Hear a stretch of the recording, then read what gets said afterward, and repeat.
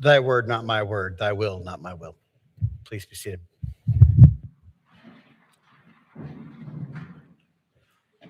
There's power in names.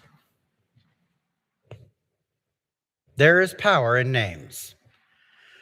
If Nicole and I had ever had a child, I was told with no uncertainty that I was not allowed to name said child, because I always wanted to name our child Seamus Danger Eckberg, so that he or she could tell people that their middle name was Danger. So she made sure to make a bet or make a deal with my best friend, who would be there, to keep me out of the room of the naming. Which is interesting because men are, in this age, in this gospel story, men are the ones that name the baby. And yet, as we learned last week from Deacon George, who names Mary's baby? The angel, right? There's power in a name. Let's back up. Why is there power in a name? Where can we think of different things? Okay, photo shoot over.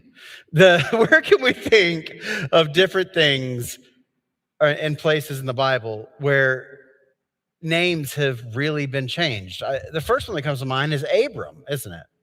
Or it might be, I don't know. It was to me.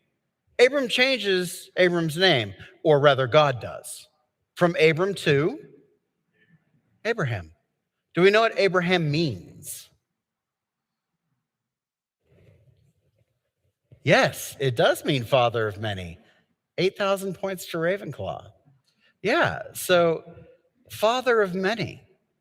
And then a little bit later in the story of God, Jacob wrestles with an angel, doesn't he? The angel of the Lord.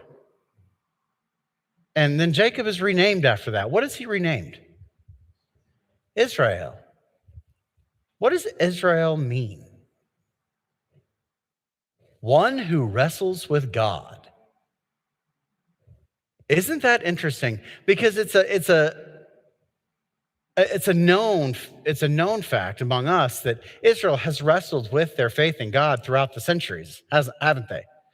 Anyone who's ever read the story of God knows this.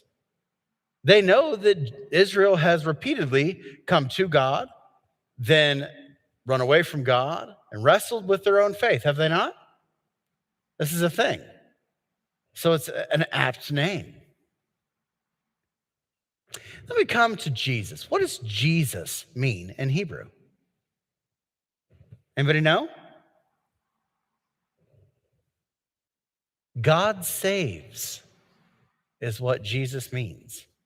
Jesus is also called Emmanuel. Do we know what that means? God with us, right? So there's power in a name. Names mean something. I was born Stephen Ernest Armington Naylor. That was my full given name, which is a mouthful. It is on my birth certificate. It was because my mother hated me. But if you take the first letter of each one of those names, Stephen Ernest Armington Naylor, you get, guess what name is not on my birth certificate? Guess what? I've been living by an alias my entire life. I do not exist. But she changed my name. That was going to be the plan. We'll call him Sean. And that my name was to represent all of my family members that came before me. It was to represent the legacy that I would carry on. Sorry for not having kids. Whoops. That's a burden to bear, isn't it? Right? To carry the legacy of those that came before you. I can't imagine another name that we would call ourselves that would hold such weight. I mean, surely Christian, the name we all go by, That doesn't change anything for us, does it? Or does it? Because Christian is a name we call ourselves, isn't it? Hopefully. Some of you are just sitting there. I'm not sure if you do or not. I know it's New Year's Day, and many of you are like, you're lucky I'm here and wearing pants. But we call ourselves Christians. It carries weight, doesn't it?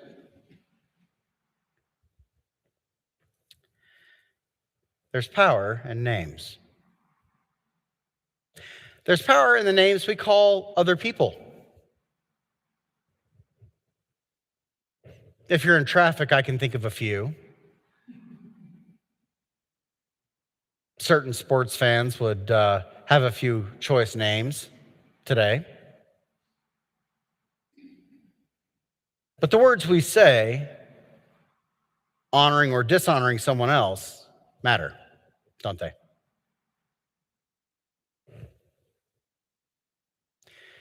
I say all this because kindness seems to be in scarcity these days. And there's power in the names that we use when we refer to someone. And if we are to be Jesus carriers, the carriers of the name of Christ, march with the burden of being Christ's own forever and walking through the world and being Christians, then shouldn't we be a little more gracious about how we speak to other people and about them? Does that check out with everybody? And we're all doing swimmingly on that, aren't we? One person said, hopefully. One person openly laughed. Everybody else just kind of went like this.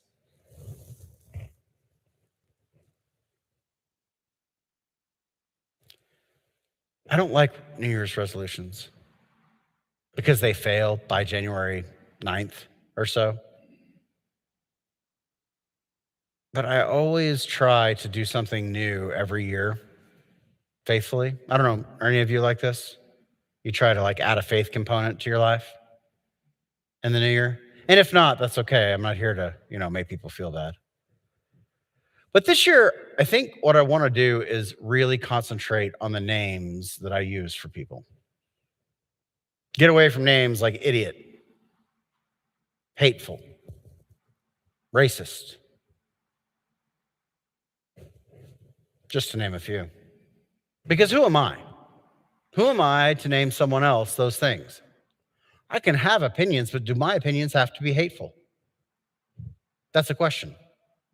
Do yours? And yet, are they? Sometimes are they? Are the names we refer to people as less than kind? It seems to me that in the baptismal covenant, there's this particular line that says, will you respect the dignity of every human being?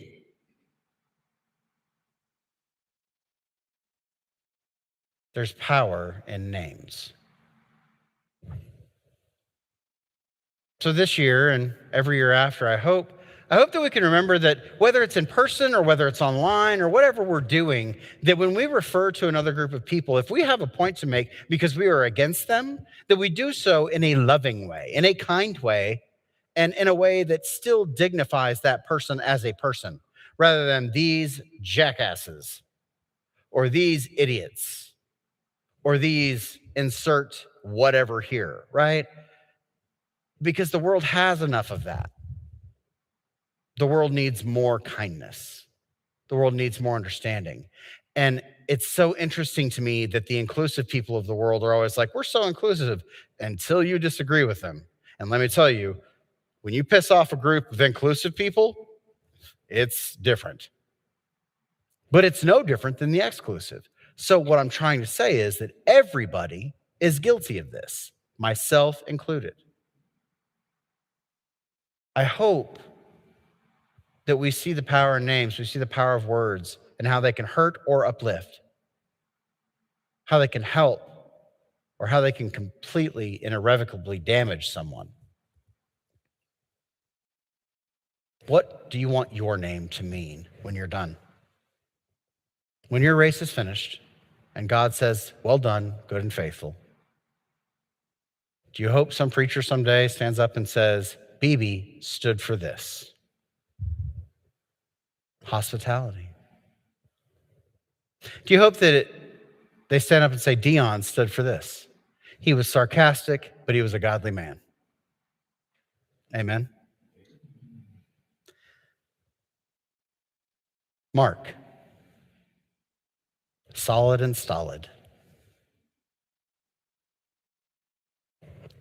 I hope that each of us has something that we aspire to, that our name may have that power to transcend death, that people remember us for a single thing, and I hope it is not hate. I hope it's love. I hope it's not that which divided, but that which united. I hope our names are he and she who loved their neighbor, he and she who loved Christ, he and she who loved the world. Amen. Please stand with me.